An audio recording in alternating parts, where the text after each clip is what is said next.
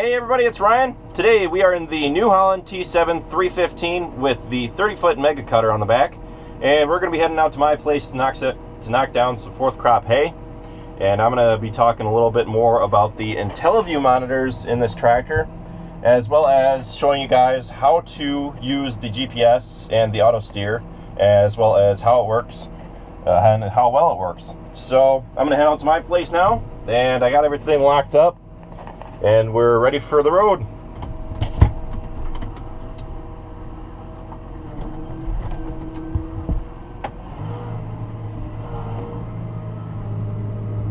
Rotary beacons on, four-way flashers.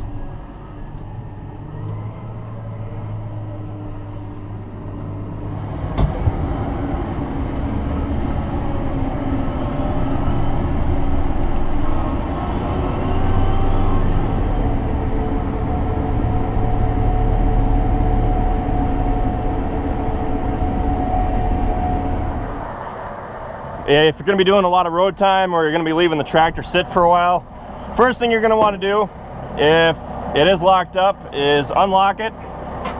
Got these chains here. Just hooks right back to itself, like so.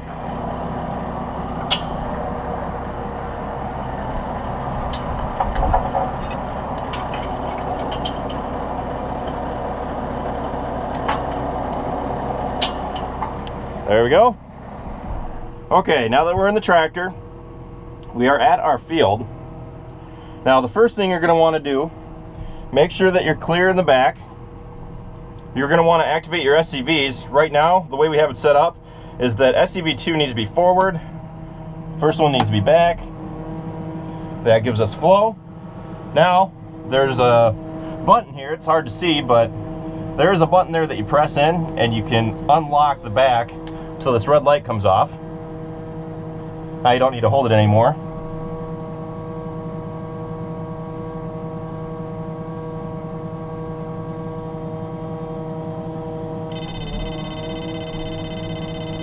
Alright, now the reason it's beeping is because the PTO is not running. So if the PTO isn't running, you press it once up, it'll pick itself up, and it'll stop beeping. So now we are essentially ready to start the tractor and get going. So what you're going to want to do, shut the road lights off. Now what you're going to want to do is make sure that you have the pitch that you want, and make sure that the 3-point is down where you want it. Right now, it's pretty good for the for the 3-point. Now the pitch you can move with the fourth SCV, and it actually extends the top link, as you can see there. Shakes a little bit, but it does what it needs to. So right there, I'm going to try that. Usually that's something you adjust on the go. So you get mowing first, then you check to see how well it's mowing, how close to the ground it is, whether you need to make any adjustments, and you can adjust those on the fly. So the next thing I'm going to do is start my front PTO. Actually, before I do that even, I'm going to control the pitch of the front hitch. All right. So now by pressing this button here, I can lower the pitch of the front all the way down if I choose to. That's not what I want. I want it somewhere in the middle. And again, this is something that you need to adjust on the fly. So I'm going to say right above to where I can see the top of the cutter is where I want it to be. Okay, before I start getting mowing, I'm going to set up the GPS monitor, the control for the mower. I'm going to select my place, field contours, got a time set in there, operation, everything's set. I'm going to set the work control for on, auto, so that way I can physically see here what I've already cut. So I'm going to record a new swath, field 4. It's going to be a field. I'm going to talk more about this later. Right now I'm just going to record this strip. I'll come back to that. But right now I'm going to start mowing. So first thing you do to start the front mower is press in the yellow button and lift up. The front mower should start. It's running now. Start the back mower. Press down and lift up. Now the mower's running. I'm going to set the engine speed for about 2100.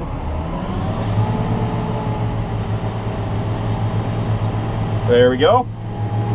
All right. I'm going to drop the first one, the front mower first, so that way I can get entered into the field, and then I can drop it now. I'm going to drop the back one. All right, I'm in forward. All I have to do to drop the mower now is press down on the joystick. Oops. Assuming that you have those on. So there we go. We should be set to roll. I'm going to start that recording just because. There we go. Auto steer turned off. All right, it should be recording now. Cool. Press forward on the transmission control. Once we're in forward, that is. There we go. All right, we should be mowing.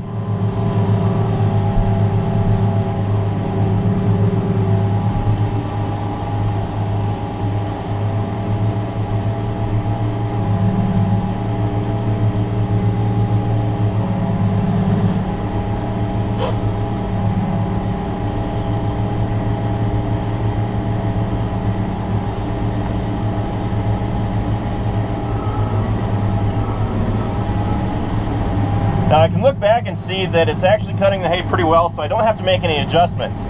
But if I needed to, I could with the SCV, with SCV4 and 3-point. It's actually mowing really well.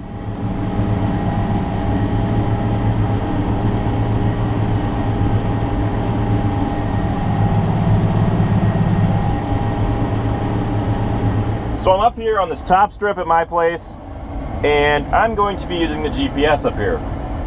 Now, I'm going to do the outside round first, but what I'm going to do on my way down is I'm going to open up, I'm gonna create a swath. And I already have it set for curve. It's gonna be curve 2. So I'm gonna press start right now. I'm gonna fire up the mower.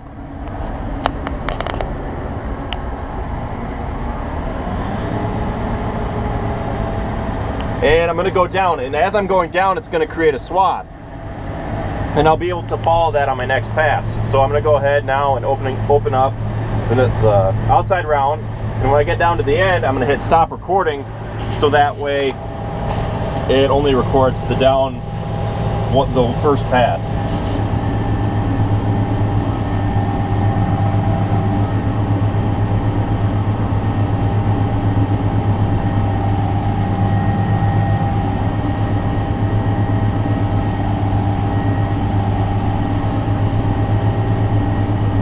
Now I'm going to hit stop.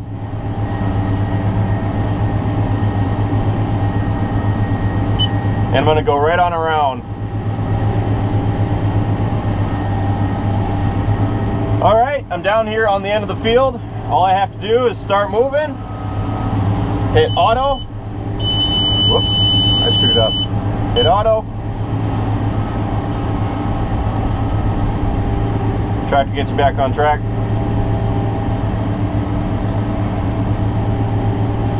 She's going all on her own. The only thing I get to control is the speed. Now I'm at the end of the strip. Lift up the front, take over, lift up the back, spin around.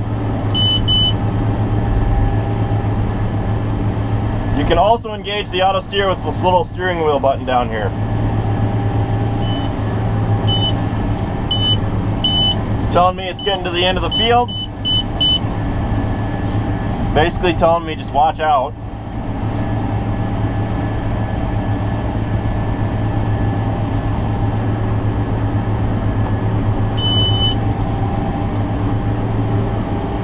All right, I'm going to be creating a new curve. Start here.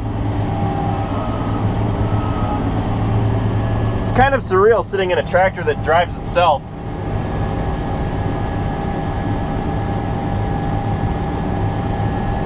pretty accurate too. What I've come to notice is that the slower you come into the field and the straighter you come into the field, the less chance for missing a spot can be. That was totally my fault up there. So what I was doing was, as I was coming into my pass, I was not coming in straight with the swath, and what was happening was that we were ending up with some missed alfalfa. But I've come to just let the tractor do its thing. Basically, from the second that I get turned around, I just hit that auto steer button and the tractor starts doing everything itself. It gets lined up so that it doesn't miss anything. And I've been maintaining a steady speed of about 9 miles an hour. It cuts pretty good then. I went up to 15 and the GPS started doing a little bounce around back and forth, but other than that, it stays pretty smooth up to 12 miles an hour and it cuts pretty nicely. So, end of the pass, time to turn around. So what I'm gonna do now is just hit this auto steer button now, and it's getting lined up and everything. And there, it didn't miss anything. Pretty freaking nice.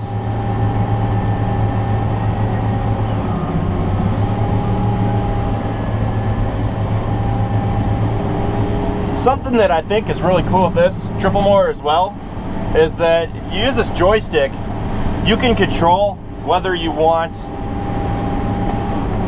both or one wings to go down. So observe. Both of them are down right now, but if I hold the joystick to the left, I can pick up the left mower so it's not hitting the ground, and that's pretty nice.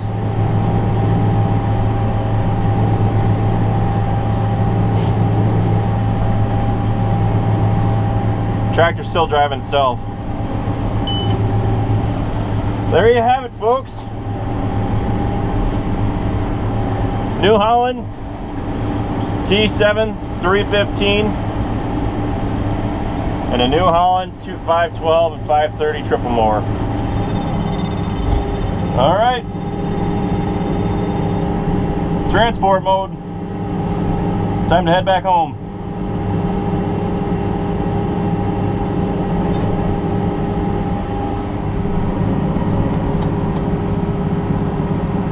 So some final thoughts on the mower and the New Holland T7 315. I really love the tractor. I'll be perfectly honest with you guys. And it's a really nice tractor. I mean, 315 horsepower, it's bigger than anything I've ever driven. The learning curve to it is pretty steep, but I feel like there is more customization on one of these than there is on a John Deere 8R.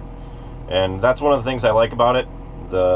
I didn't like the steep learning curve, but on the other hand, with the GPS side of it, that learning curve was pretty small. I had basically taught myself everything on it. There was a couple questions that I had for the guys who brought it down. I shot him a text, and he called me, and he had me up and running within 2 minutes, just over the phone. So that was pretty simple to get set up and everything. I'm really impressed with the tractor. The mower, I really wanted to hate it, but I actually kind of like it. And the reason for that being is that at first I didn't like it because it was too unhandy, which honestly it is too large and unhandy for what we've got. And for those of you who may be running more acres in terms of large square patches, this is the mower for you. It's not very nice for turning around at first, but once you get the hang of it, it's pretty easy. Not really made for small tight turns because sometimes you have to take the back mowers into transport mode just to mow some tighter corners and stuff. But other than that, I can see how it would be better to have one of these for a large square hayfield than it would be for, let's say, a smaller contours or anything under 10 acres, really. Some of those larger patches back there, it made doing those a breeze. and I got done with them faster than you could ever dream of doing them with the 11-foot 6-inch Moco. So yeah, the triple mower definitely has its downsides. I was more interested in the tractor more than anything, and I really like the tractor. You know, everything has its downsides as well. This thing has a smaller cab than what I'm used to with the 8R, but on the other hand, this, in comparison to the 8R, is more, could be more compared to a 7R than an 8R, and it has a smaller cab. And other than that, it is really nice to drive. And for those of you who are wondering, you know, why would you demo this? Well, people complained about how we didn't need a windrower, so I figured I had to one up them and go bigger, since that wasn't big enough for them, you know. But yeah, no, reality, I wanted to demo this because I wanted to show those of you who haven't seen as much work with other brands of tractors how well they work. And honestly, I don't have much experience with other brands of tractors other than John Deere. So for me, this is good, so I can get a perspective on the ups and downs of each different tractor manufacturer, and that's the reason I'm actually doing this. And it's worked out really well. I've learned a lot, and it's kind of made me thinking I might be getting a New Holland sometime in the future, or demoing some other tractor manufacturers in terms of rider comfort and whatever else, just to see how well they compare. Because a tractor is a tractor, honestly. Wheels, as long as they turn, that's what gets the job done. And durability, you have to use something for a long time to know how well the durability is on a tractor. So I hope you guys learned a little bit of something from these videos. We've got one more video coming up, and that's of doing 50 acres of somewhere else, and you guys should enjoy that video. So thanks for watching, guys. I'll see you next time.